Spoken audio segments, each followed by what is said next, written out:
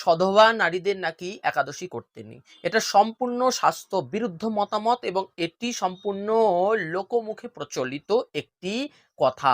এটার কোনো শাস্ত্রসম্মত ভিত্তি নেই। আবারও বলছি, হ্যাঁ, এই যে কথাটি যে সধবা স্ত্রীদের নাকি একাদশী করতে নেই, এটা ভুল ধারণা।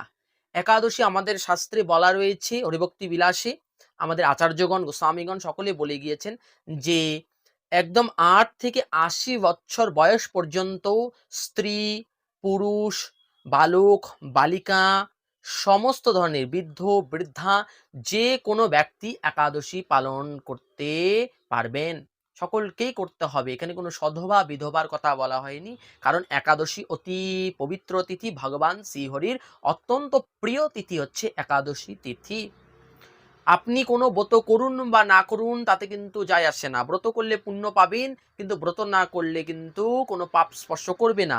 কিন্তু একাদশী ব্রত যদি আপনি করেন তাহলে তো পুণ্য পাবেনই, কিন্তু একাদশী ব্রত যদি না করেন তাহলে কিন্তু বিশেষভাবে আপনাকে পাপরাশি জাপটে ধরবে। শাস্ত্রে বলা রয়েছে। যার জন্য কোনো ব্রত করুন বা না করুন, একাদশী ব্রত কিন্তু সকলকেই পালন করতে হবে।